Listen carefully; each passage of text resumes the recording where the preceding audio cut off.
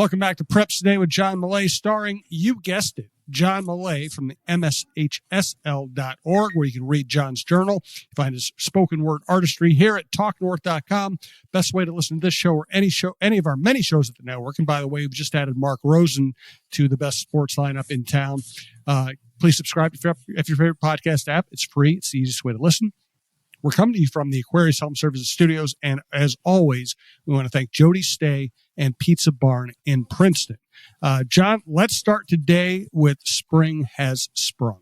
Yeah, hey, Jim, happy spring. Happy spring. I actually have been outdoors watching some spring sports. They're just getting going now. Tuesday, I spent about 4 hours on the grounds at Rosemount High School. They had a lot going on. I had kind of looked at a whole bunch of schedules from a whole bunch of schools, looking for a place that was busy yesterday. And Rosemount had home baseball, home softball, home boys tennis. For all those teams, first competition of the year, the weather was really pretty good. I mean, a bright sun. I don't think it ever got to maybe 50 degrees, but the wind was down and really cool. It was Burnsville visiting Rosemount in softball and baseball. And on the tennis courts, Shakopee played the Irish. I'm in the middle of writing about that, kind of a first day story. It's kind of, in some schools, everything is really close. Here's your baseball field. Here's your varsity softball field. Rosemount's it's a huge, huge piece of ground. I've been there. I've coached youth sports at Rosemount. There you go. Great facilities. There was a lot going on. The track teams were practicing. I saw some lacrosse kids out there. There might have been a scrimmage going on in the stadium. But to get the baseball field is the one that's kind of isolated. I got to get in my car. I can walk between softball and tennis across a very large parking lot, but the baseball field, got in the car, drove a few blocks, kind of a widening little path to get in there. A great baseball field. But I just watched and took photos and listened to ducks fly over and geese and wrote things down in a notebook and talked to coaches and kids. And so by the time people hear us talking, that story may be posted on John's journal at MSHSL.org. If it's not there, it will be shortly. So the spring is off and running. Excellent. All right, let's get to There Is Only Bad Clothing. I love John's headlines. So everybody knows we don't rehearse. We want this to be just kind of an off-the-cuff fun show. So sometimes John will send me topics, and I have no idea what the topic is actually going to be until I hear John talk about it. There is only bad clothing. That's not my quote, but I'll tell you who that came from. Last week, I put a call out on social media as we were kind of in a holding pattern with spring sports. It was cold and wet, snow up north. I said, let me know how you're dealing with this. Certainly not a terrible spring. Probably on average a pretty good spring so far. I just said, let me know. Are there frustrations? What are you doing? Everybody's working out indoors mostly. So the best response I got was from Mary Nelson from Mankato East. She's an assistant track coach, co-chair of the FIA department, student council advisor. This is one of those people, every school has these folks who do so much for kids.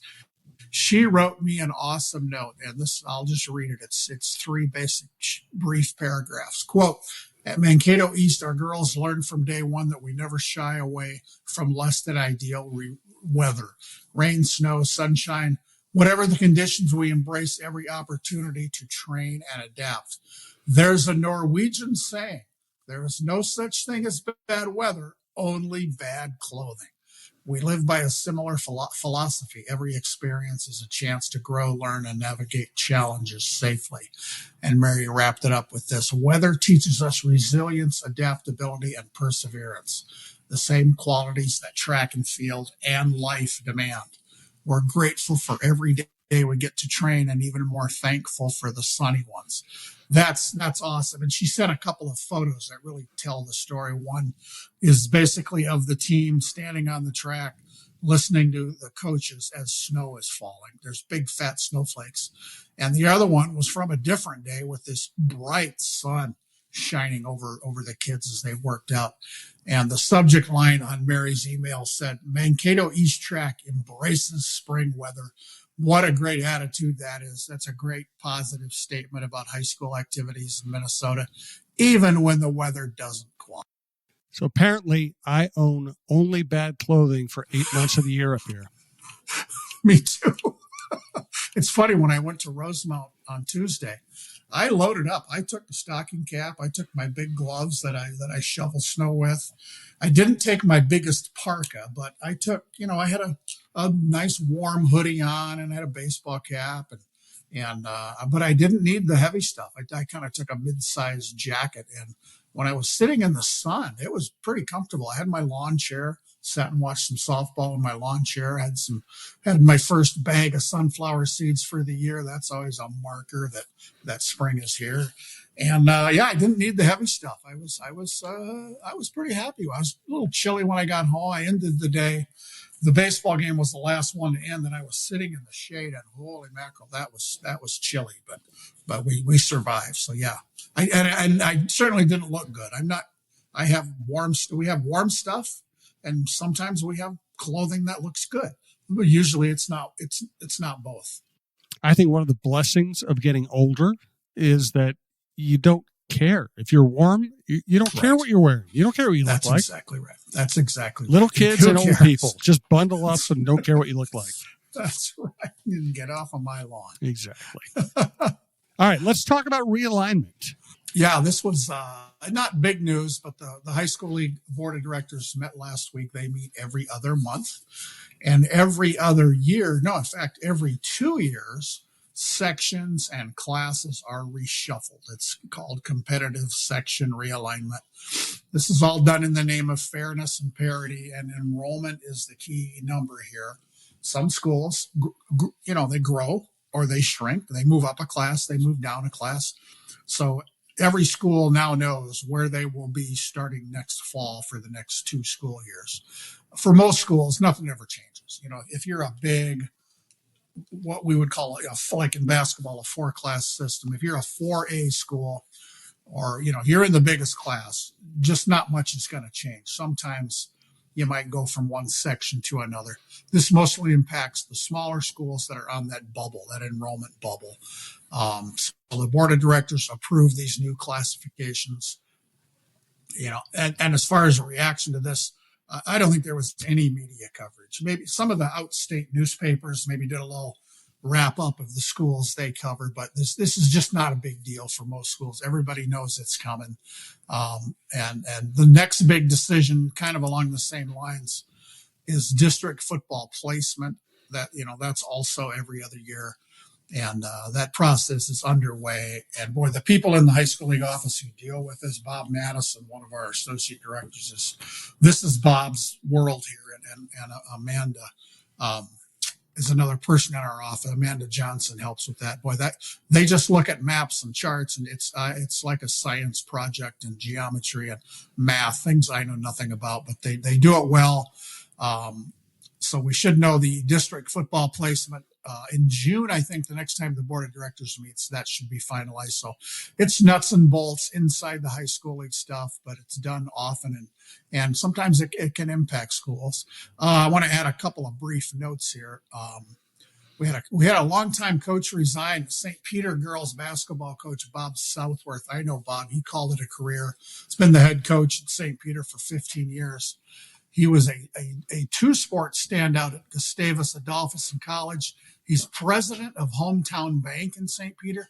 I don't know a lot of high school coaches who are bank presidents, but Bob is one. He's the Saints' all-time winningest girls basketball coach with 308 wins, 107 losses, and 3 state tournament appearances. Good luck to Bob. Those are big shoes to fill. And here's a baseball question, Jim. I'm watching a lot of baseball these days, a lot of Major League Baseball when I can. And, all these hitters wear so much padding at the plate. So if they get hit by a pitch, you're not going to get hurt. We understand that. And it's just one of these little things that makes me shake my head. They get to first base, they get to second base, whatever. They peel off the elbow pad. They peel off the shin guard. They peel off the thing over their shoe. They swap their gloves. And one of the bat boys has to run out and grab all that stuff. I've been watching this, and I thought, this would be a good rule for Major League Baseball. Whatever you wear when you're batting, you have to wear that when you're on the bases. I wonder if that would change just to speed it up. And we love to speed up baseball. Let's avoid that 20-second, 30-second delay for the bat kid to run out there and take that stuff. And you still wear the oven mitt on your hand if you want while you're running bases. But I don't have much to complain about. But as I was watching the game the other day, I thought, hey, how come it takes a little time? And it's not aggravating, but that's my Major League Baseball tip of the day. First of all, I love the idea. Second of all, I've gotten so used to it, it didn't register to me anymore. But they are trying to speed up the games. And if you can save 5 minutes of complete inaction a game, why wouldn't you do it?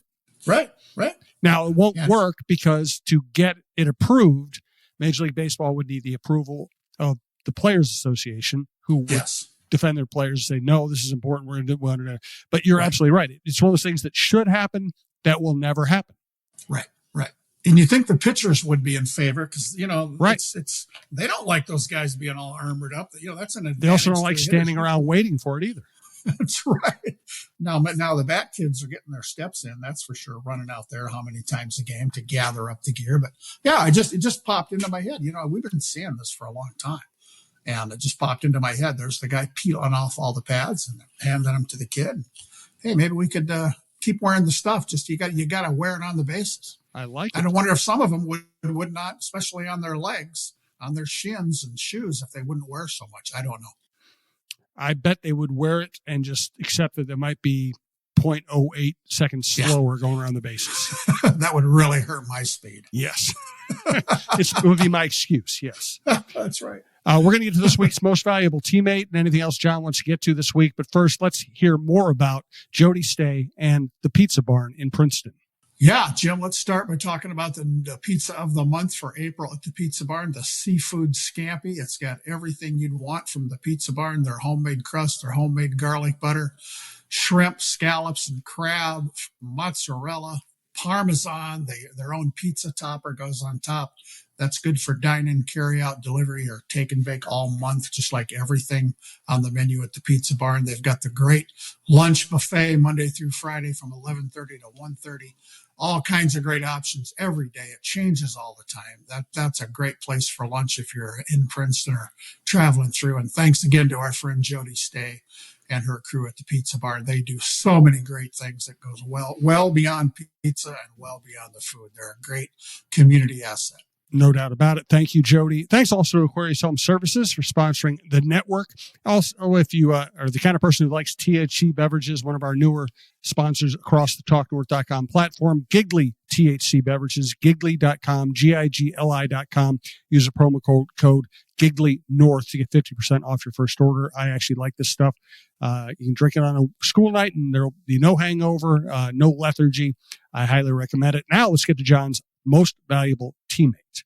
Yeah, we can wrap up the show here, Jim, in this way we always do. Chloe Sargent is a senior basketball player at Lake Crystal Welcome Memorial who had an impactful influence on her team by always being positive, caring, trustworthy, and respectful to everyone.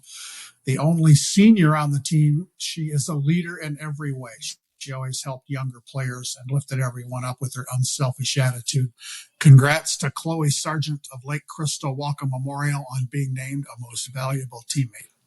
Excellent. All right, John. Well, look forward to seeing you around town wearing your bad clothing. I'll be easy to spot. Yes. I'll be the other guy wearing bad clothing. Very good. Great stuff from John. Thank you all so much for listening to TalkNorth.com. Again, check out Mark Rosen's new show. Check out the Talk North Sports Report starring Mark Rosen and a bunch of our stars at TalkNorth.com. Thanks for supporting the network. Support our sponsors, and we'll talk to you next week.